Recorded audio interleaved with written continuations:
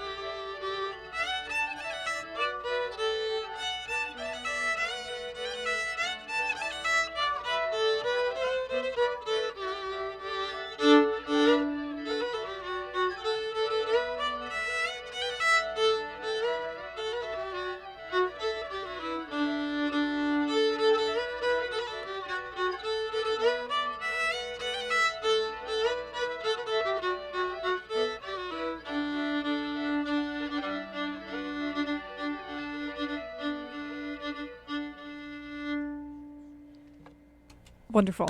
Thanks. An absolute wonderful song from Gaelynn Lea. She's in the studio with me this afternoon.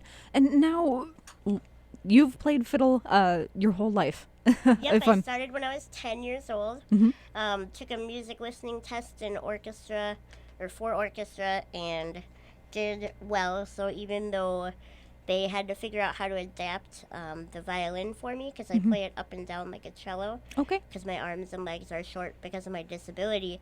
But even though they had to adapt it, the teacher really wanted me to play. So I started then and kept going all the way through high school. And then in college, I got involved in some Celtic music groups at McAllister College. Okay. And then when I moved back to Duluth, I started jamming at Sir Ben's quite a bit, the Celtic traditional jams there. And I met a guy named Andy Gable, and he asked if we could be in a band together, and I've been in bands kind of ever since then in Duluth, so it's been really fun. All right. Yeah. Very cool. And now, if I'm recalling right, your first album was with your band Snow Barn.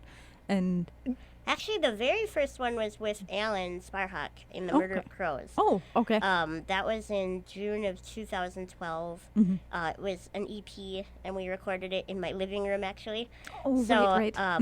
7 tracks, and then about a year later, that's when Snow Barn recorded their full-length studio album at Sacred Heart. So that was a big project. It was fun. But, and then the Get Arounds had a live EP at one point, and then this one. So I guess there's 4. So you have quite a few under your belt. Yeah, I guess so. 4 is not bad, I guess. Yep. Yeah. And now they're all different kind of projects with a different kind of feel to them. I guess which one is your favorite? I don't think I can give a favorite. Honestly, because they are all so different. There's parts of all of them that I really like, and they all have special memories attached to them. This particular album is the one that's 100% like just me. Hmm. I mean, obviously, because it's solo, but I didn't have anyone in the studio with me. It was just me and Jake Larson. He was the sound engineer. Hmm. Because I really wanted to make an album that totally expressed how I play. Okay. And so I wouldn't say it's my favorite, but it's certainly the most true to like what I sound like in Hmm. my head, Okay. or when I think about Hmm. my own music. This is like a pretty good representation. Hmm. Now, was it a little bit daunting to go in the studio by yourself and to not have kind of somebody else to help, or was it I don't really know. freeing in a way? It was pretty freeing. I don't think I'll do it again. I think Okay. next time I record a solo album, I will have a couple of people Hmm. involved just because I don't want it to sound the same. And I'm Okay. sure there's things that could have been done differently. Hmm. But for this album, first of all, recording for me is pretty intense. I love Hmm. performing. Like, I absolutely love performing. But recording, it's hard to get the same energy, and it makes me kind of nervous because it's live and it's out there forever after that, or Hmm. not live, but I mean it's set in stone once it's Right. done. And so that was kind of intense. So one thing that helped was not having a lot of people there to just kind of really focus in. I mean, Jake's really good at just kind of hanging back until you need him. So Hmm. it was just the whole afternoon. It was recorded in one day. Wow. The whole afternoon, I just played and played and played and played, Hmm. and then it was done. So it was nice to not have to put myself through many recording sessions of torture. And then the other thing is just that, yeah, for this one, I had been playing these songs every week for a year. Hmm. I play a gig at Bulldog Pizza every Tuesday night. It's a solo gig. And, well, now it's every other Tuesday, but for one whole year it was every week. And so I was really familiar with these songs. I had Okay. been doing them a lot. Hmm. And so I just knew what I wanted it to sound like. I had narrowed it down. I play about 35 songs total every gig, Hmm. and I narrowed it down to like 11 or 12. Okay. I think actually it ended up being 13 Mhm. because there was one I wasn't planning to include that I did include, that Let It Go that I sing. Okay. I wasn't planning to have any singing on the album originally, and then I Mhm. decided to stray from that. So, yeah, so I was ready for it, and just it was freeing in that way to just be able to go in and do it all at once and know exactly what I was looking for. I think the next album, it would be fun to get other people's opinions Mhm. and maybe add some singing in the background, or there's or drums, or there's other things you could do Okay. with it. But this one, I'm happy with the way it turned out. Yes. Now, your style's very kind of ambient, kind of improv a little bit, kind of see where the mood kind of takes you. Have you always kind of played like that? Or? Well, obviously an orchestra nut. Right, right. And so for the first 8 or 9 years, I had never improved, and then even in the years at McAllister, most of what we did was based on written music. Okay. And it's when I got to Duluth that I started sitting in on those old time jams that I started learning how to play really by ear, Okay. like do that well. I've always had a good ear, but playing by ear is more of a feeling thing than a thinking thing for me, anyways. And so, and then when I started sitting in with Andy Gable, I noticed that I could hear harmonies, and instead of singing them, I would play them on my violin. And so that's when I really developed like the kind of style I have now. And it kind of crosses over. For this album, you'll notice that you might recognize some of the tunes if you're a traditional music fan. You Okay. might recognize the names of the tunes, but there's a lot of sections where it's improvised too. So then it'll kind of wander away from the melody and then come back later, because I really like improvising. Alan and I do that a lot. But all my bands, because I'm singing, or not singing, I'm playing harmonies, it's all pretty much just improvised. All right. Very cool. Very cool. So Yeah. nothing is written down or set in stone. Nope. I mean, now, because I've played it so much, there are things that I know I can do that will work. Right. But even now, because I don't want it to get boring or old, I try to add stuff that I haven't done, or play it differently, or start a different way, or, Yep. So when people come out and see you, it will always be a new show. Yeah, actually. Yep, that's very true. So now you do every other Tuesday at Bulldog Pizza. What else is kind of under your belt? What else can people kind of look forward to in this upcoming? I'm trying to think. I should have pulled up my calendar. Um, I mean, I'm doing some public speaking nowadays, so I'm Okay. going to be going to a high school in Two Harbors at the end of January and speaking for the Chamber of Commerce. But in terms of shows, um, crap, I'm trying to think what I'm doing. I know that we'll probably be doing the Duluth Does Dylan, Alan and I, in Okay. May, because we did a track for that Mm. album that's coming out in May. I'm sure we'll be doing Homegrown. I'm doing a show at the Red Herring in March Okay. on the 18th. That's a solo show. Mhm. I know there's more. That's the bummer. But I have a calendar on my website, which is actually good to mention. My website is Yes, of course. www.violinscratches.com, and I keep everything really up to date on there. So anything I don't remember will be on there. All Yeah. right. Sounds wonderful. And now, just in this kind of past half a year, you've gotten into public speaking. How did you decide to kind of take that route? Well, I had been thinking about different ways I could use music, and I love shows, and so I'm always going to want to do those. But sometimes I forget about how little people know about how little people know about disability experience in our society. And then I also have a lot of pretty strongly held beliefs about like enriching each other rather than competing against each other, and Okay. taking care of yourself, and that are maybe talked about all the time. And so I signed up to do the Public Health and Human Services Conference back in October, and that kind of spurred me to think about what my message was going to be, because Okay. I obviously had to be ready for that. And the more I thought about it, I realized it wouldn't just be appropriate what I had to say in just the disability context, but I could take it other places. And so far, it's been really fun. I think I've done maybe 5 or 6. I did a lot of speaking in colleges. I would go when I was in college. I would go and talk about disability rights issues and Okay. just the experience of having a disability pretty often. Okay. And so it's something I had done before, but I had never really thought about combining it with music. So now, when I do a public speaking endeavor, I bring my violin, and at the end or at the beginning, I'll play for people just to kind of add something to the atmosphere and Okay. have them have time to reflect. It's pretty fun. All right. And now, if someone goes to one of your conferences, what can they kind of expect?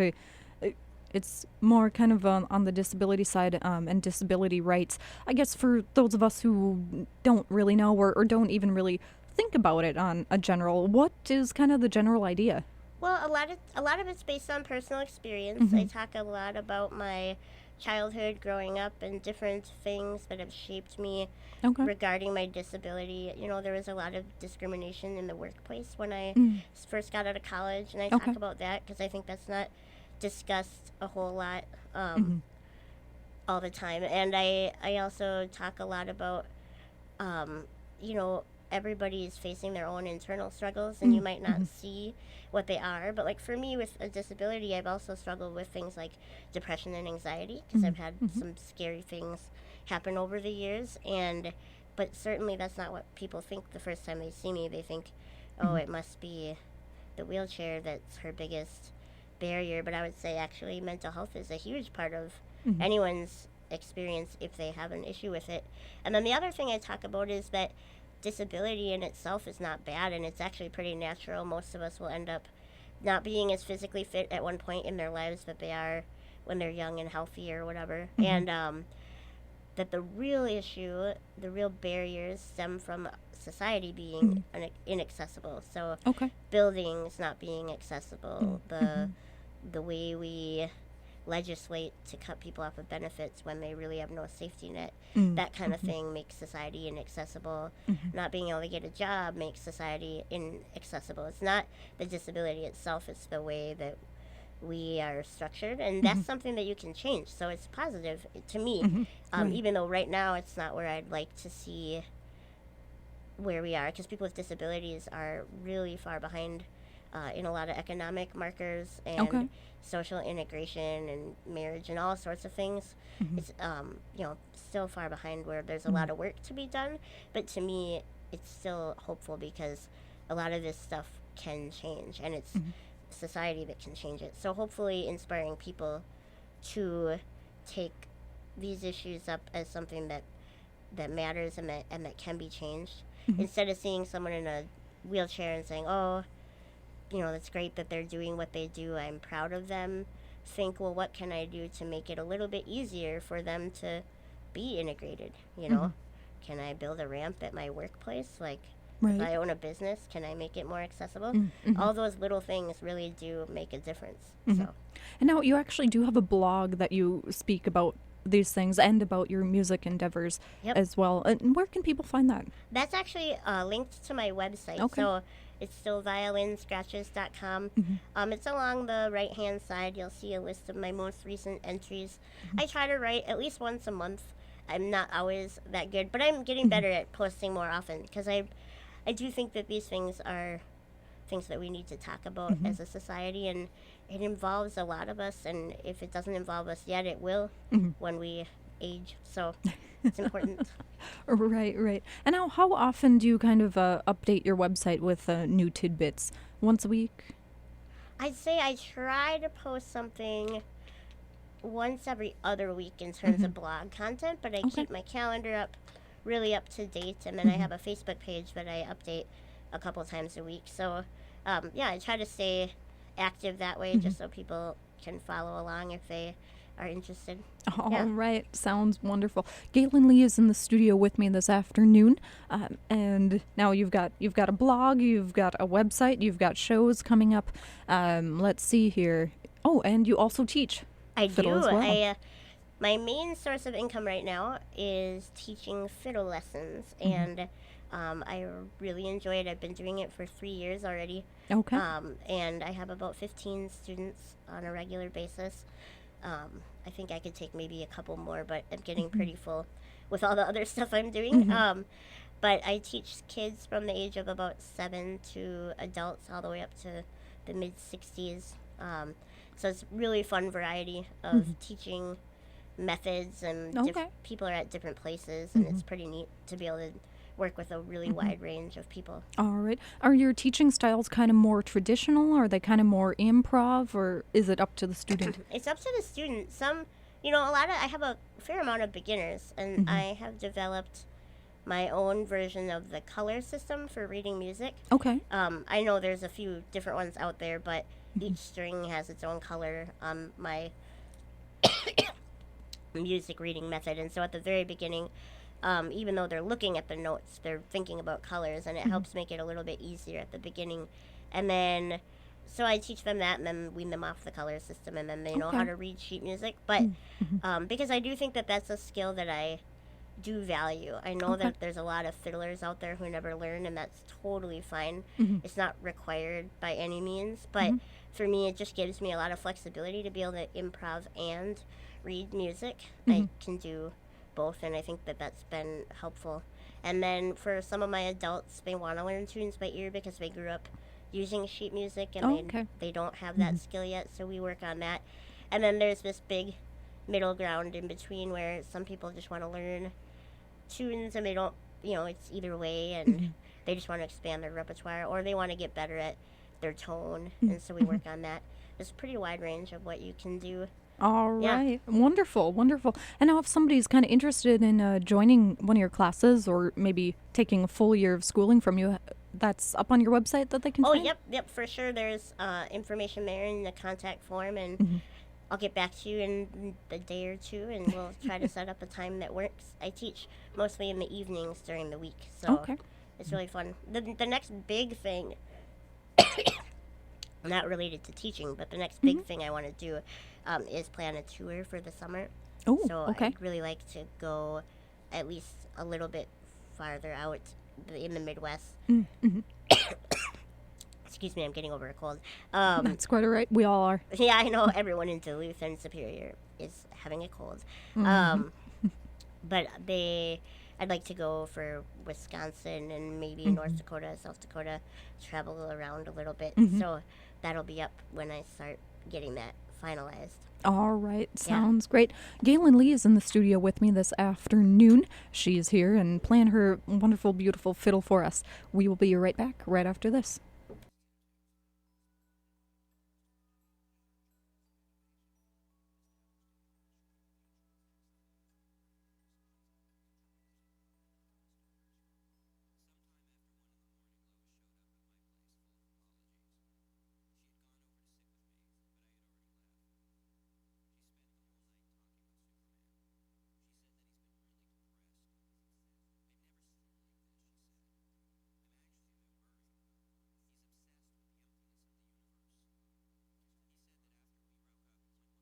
And we're back. I'm Simply C, and I am in the studio with Gaelynn Lea, fiddle player extraordinaire. She's sitting right across from me. You're listening to 91.3 KUWS right here in Superior, and this is another edition of the 9 o'clock meltdown. So, Gaelynn, thank you so much for Yeah, coming in. Thanks for having me. Oh, of course, of course. And now, in the earlier section, we touched a little bit on you're offering students. You have fiddle students, and they're anywhere from small child to adult. What else do you have? You're still playing with Alan Sparhawk. You guys are going to play this year's Homegrown as well as a couple other shows. You're doing solo shows around town, and you're actually looking at setting up a tour. When can we kind of expect that? Is that going to be kind of more of a summer thing, maybe a spring thing?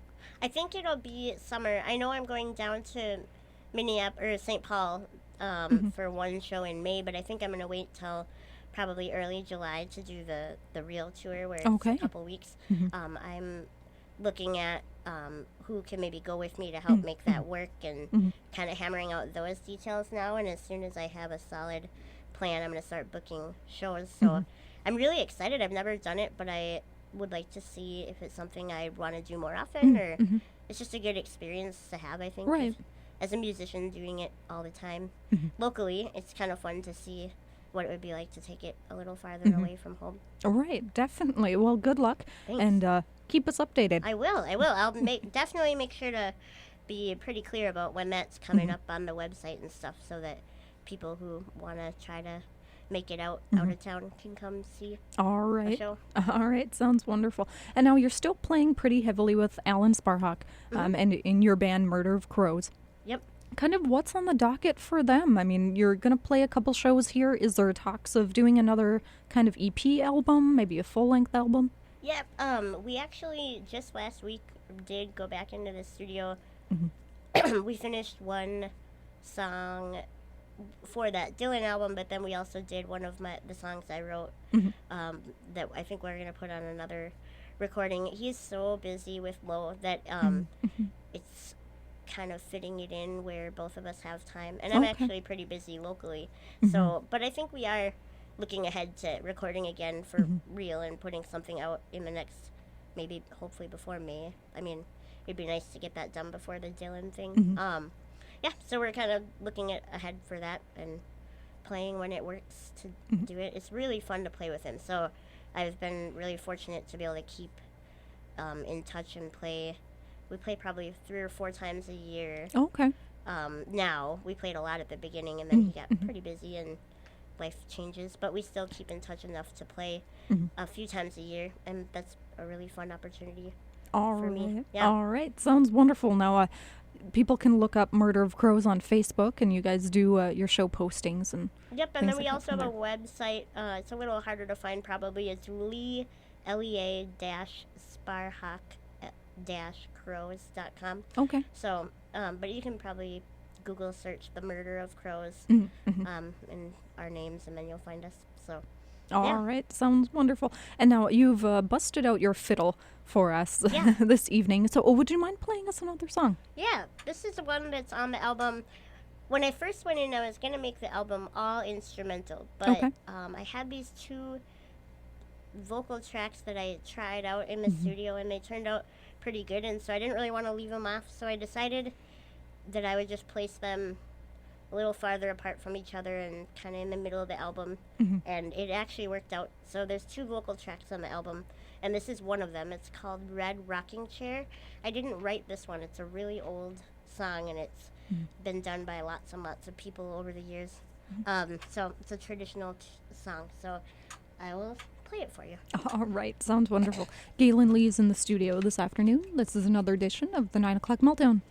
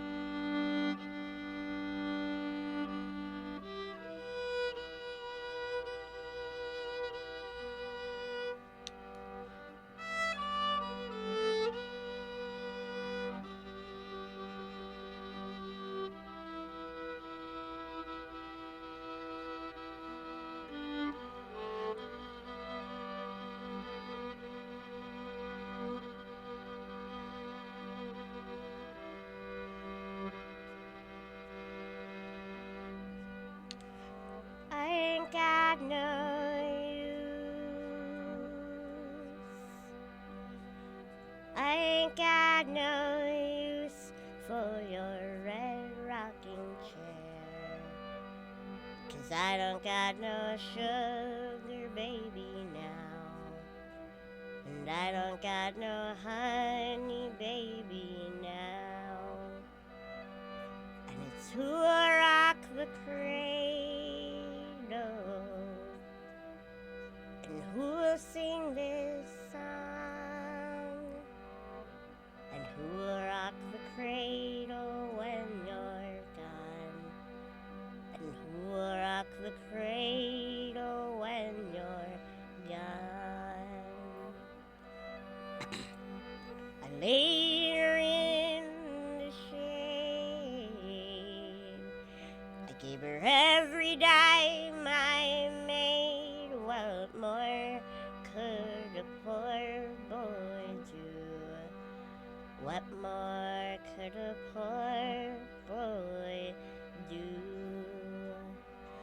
I've done all I can do. I've said all I can say. I'll say it to your mama next payday. I'll sing it to your mama next payday. Some old rounder came along.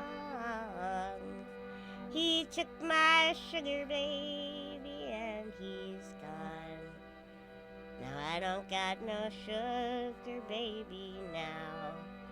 No, I don't got no honey baby now.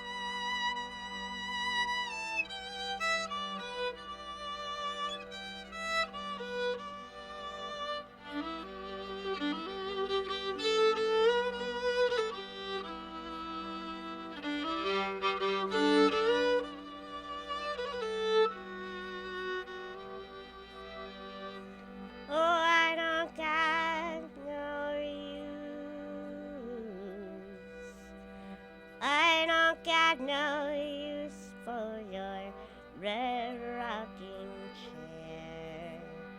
'Cause I don't got no sugar baby now. No, I don't got no honey baby now.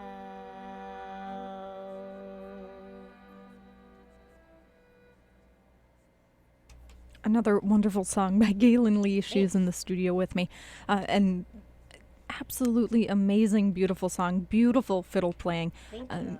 And now you play the fiddle in more of a non-traditional route. You play it vertically instead of horizontally, like some players would.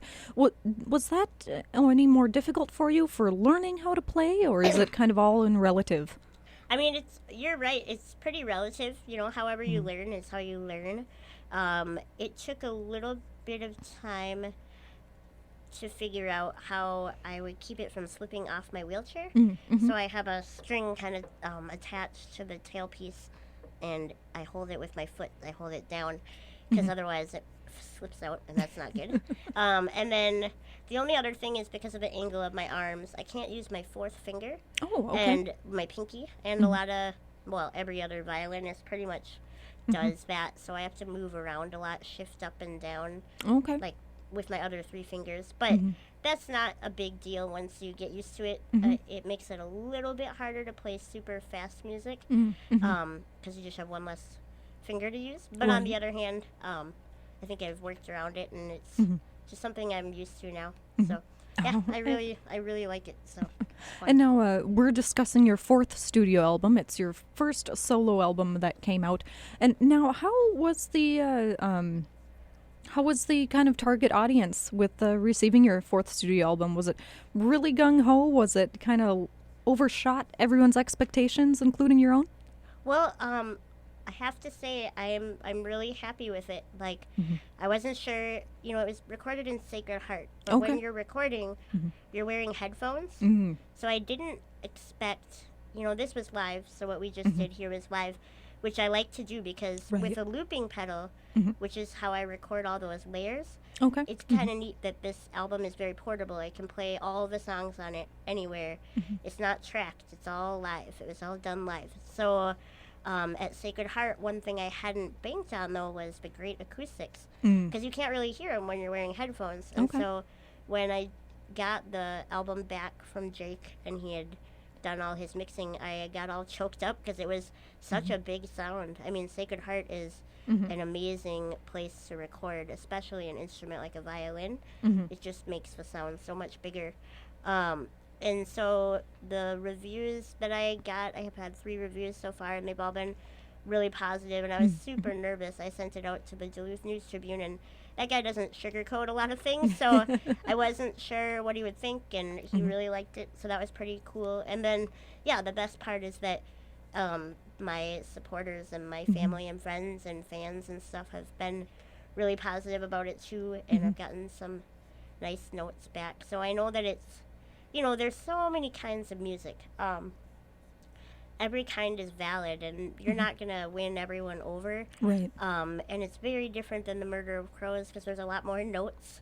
Okay. It's probably like, you know, because I play a lot of embellishments, and I don't do that so much in the Murder of Crows. So, but I have to remember that, you know, it's still a valid, you know, every kind of music is valid for its own audience, whoever listens to that kind of music. And I think if you like classical music, or if you like traditional fiddle music or folk music, you probably would be drawn to this kind of album. And those are the people that have come out of the woodwork and said, I've really enjoyed listening to this. I mean, it obviously mostly instrumental violin album won't appeal to everyone. I mean, but it's been not the fun heavy to, metalers. What? Not the heavy metalers. No, probably not. I mean, who knows? There's probably some out there that might like it, but it's been satisfying to know that the audience that I was trying to reach understood what I was getting at and liked it, and that was pretty encouraging. So. All right. And now you do actually play with a looping pedal. When did you kind of discover the looping pedal, and kind of how has it changed your musical endeavors? Well, I have a lot to, I owe a lot of gratitude to Alan Sparhawk because he really helped to expand my mind to what a violin could do. Okay. So when we started playing together, he brought out a looping pedal, and he actually loops me in that band so that I don't have to focus on it, and I can just play to what I hear. Okay. It's a very free feeling because I'm not having to focus on like, oh, I got to push the button right now. Otherwise, I'm going to miss this loop. He does all that stuff. So, but when I realized what looping could be, which is all of a sudden this one instrument Mm-hmm. can sound like 10 instruments. That's pretty cool. So he gave me a looping pedal, this one that I have here, Mm-hmm. and said you should just mess around with it at home, try it out. I think eventually you could do this by yourself, like do a Mm-hmm. show as by yourself. And I laughed because I really never saw myself as pursuing music on a solo basis. I always felt Okay. like a support to someone else, and I still Oh, okay. like doing that role. But he was right. Once you get comfortable with it, and it takes a while to learn because if you hit the button at all at the wrong time, the Mm-hmm. whole song is in the wrong rhythm and it doesn't work. So Oh, okay. it took quite a while. And then it's one of those things that's live, so anything can go wrong at any moment. But Mm-hmm. I got more and more proficient, and that gig at Bulldog really helped Mm-hmm. to have a whole year of working with it. Right. And so that's kind of what the looping pedal has allowed me to do is perform solo. I never would be able to do that otherwise Mm-hmm. because just playing a violin by itself, I mean, it's Mm-hmm. nice for a song or two maybe, but Right. you're probably not going to hear a whole set of just playing fiddle Mm-hmm. tunes, Mm-hmm. Maybe without a guitar player, Right. just all Right. by yourself. Mm-hmm. So it's opened up a lot of opportunities for Mm-hmm. me. All right. And now you said earlier that when you do play a solo gig, you'll play about 35 songs. Now, that to anyone it seems like a daunting task to Yeah. do. But do they all kind of flow together into one Well, whole set list? I play 35 songs or so at a 2-hour gig. Okay. And so Bulldog Pizza is a dinner gig. So Mm-hmm. people are eating and they're talking, and it's one of those. Some musicians don't like them, but I don't mind dinner gigs because Mm-hmm. I still think it adds something to the ambiance. Right, And right. I think it's worthwhile to play in any setting that it makes the space more enjoyable. Mm-hmm. But when I play like a solo set, like at the Red Herring or Mm-hmm. something, I try to play about 10 songs. Okay. And those I actually really like, and I've always been like this, mixing it up. And the album is like that too, where Mm-hmm. there'll be a slow song and then a faster song, and then a dark sounding song and then a Mm-hmm. happier one because I just think it's kind of nice not to feel like you're listening to the same song in variations over and over again. Mm-hmm. So I really try to mix it up. I do that at Bulldog too, so I'll try to switch around Mm-hmm. the order I put songs in just so it doesn't start to all sound the same. All right. Yeah. And now your Bulldog Pizza gig is every other Tuesday. Well, it's the first and third Tuesday of the month. Okay. And then if there's a fifth week, I also do that Mm-hmm. one. So Alright. it's not exactly every other week, Mm-hmm. but we figured that was the easiest way to remember. So Mm-hmm. the first and third week. That way you'll know for sure if I'm there or not. Mm-hmm. When I did every other week, some people were like, I didn't know which week it would be, Oh. So this is the first and third week. Okay. From 8 to 10 on Tuesdays, and they've got really good deals that day. They have Mm-hmm. two 10-inch pizzas for $10 and half-price beer, which is like extremely cheap. So Mm-hmm. it's kind of a fun place to be. All right, sounds great. So people can see you there. Yep. They can also see you with Alan Sparhawk and Murder of Crows. You've got a couple shows coming up in this upcoming year, 2016. I know, weird, huh?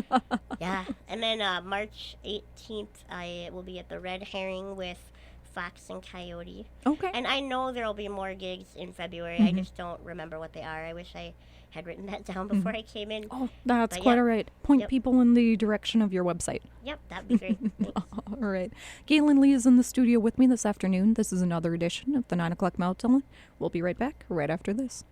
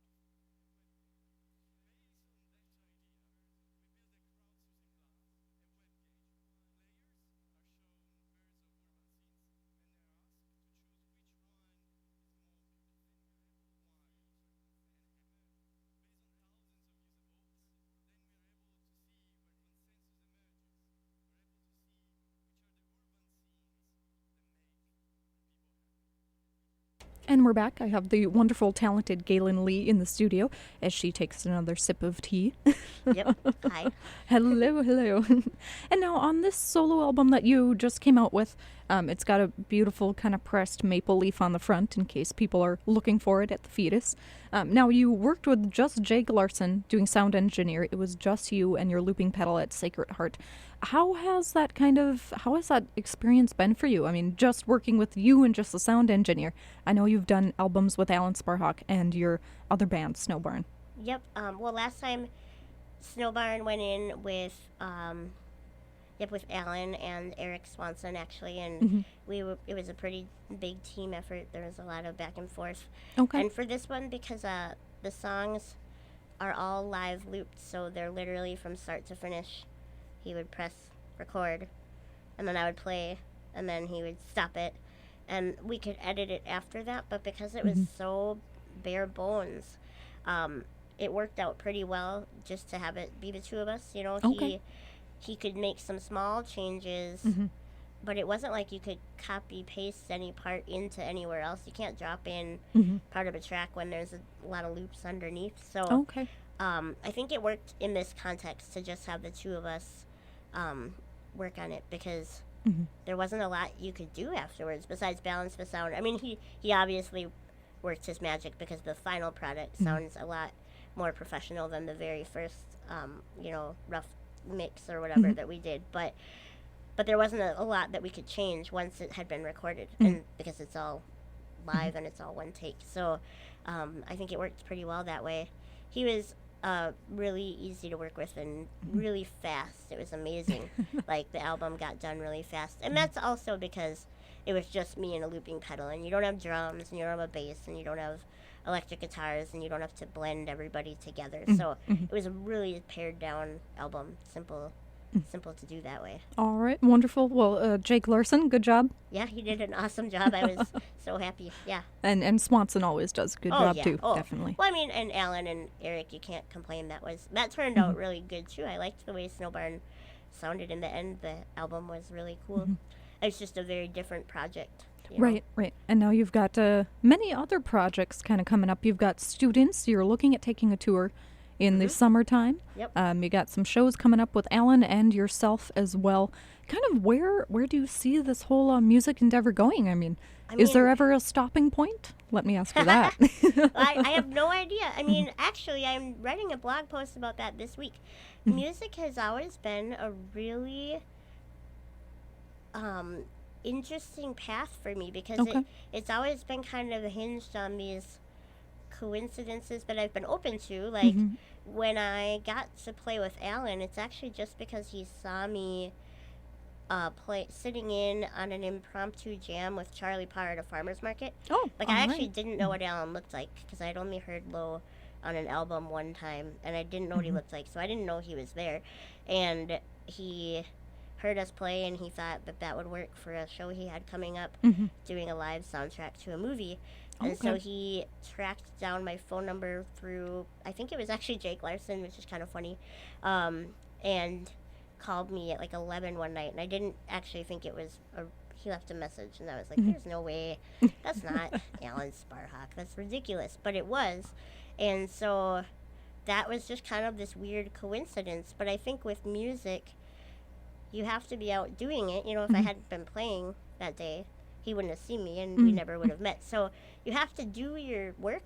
You have to play your shows. You have to book your tours. You have to do all that. But then where it ends, I think that's a little bit more up to fate. Like, you know, I can do work in a way that feels like positive to me and exciting and stuff. But I'm not going to try to push my boat through the mud and say, I will end up famous. You know what I mean? Because you can't really control that kind of thing. You put out your music, and if enough people like it, then maybe something really cool happens where you can tour for an opening act for another band. And that would be really awesome, but I'm not going to bank on that kind of thing. I think I'm just going to do my work, and if it gets recognized, that's great. And if not, just make sure to be grateful about all the positive things that are happening, you know?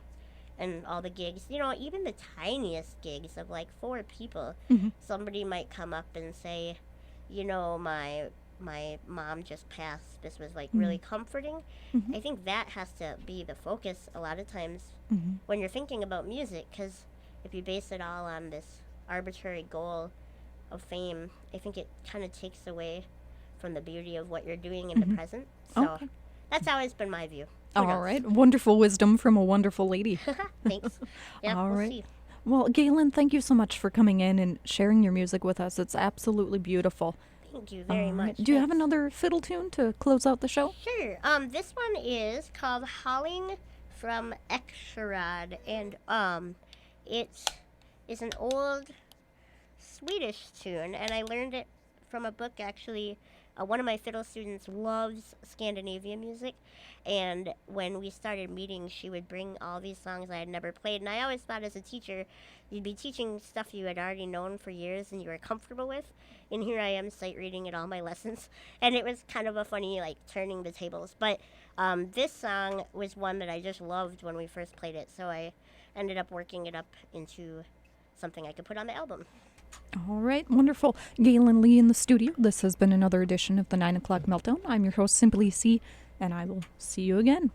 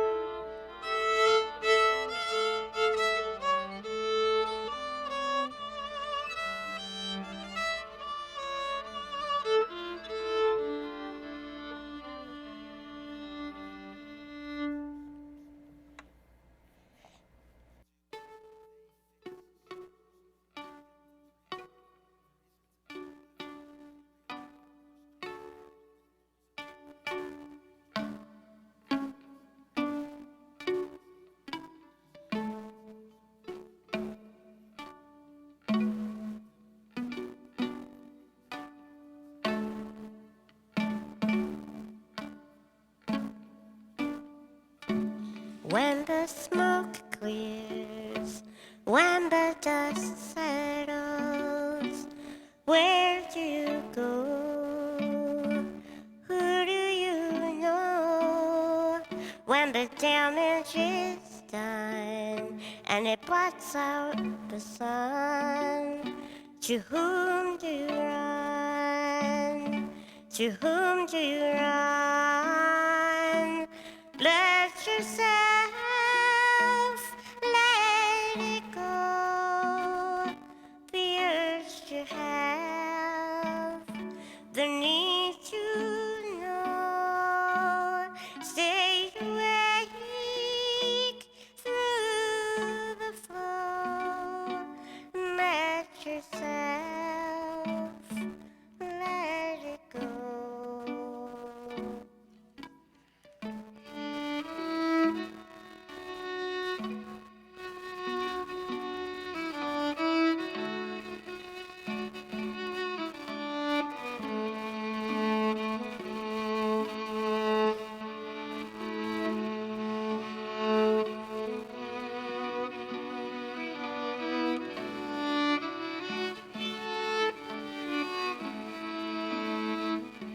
You carry these wounds deep in your chest, too hard to release and lay them to rest. When the bitterness creeps in, how do you keep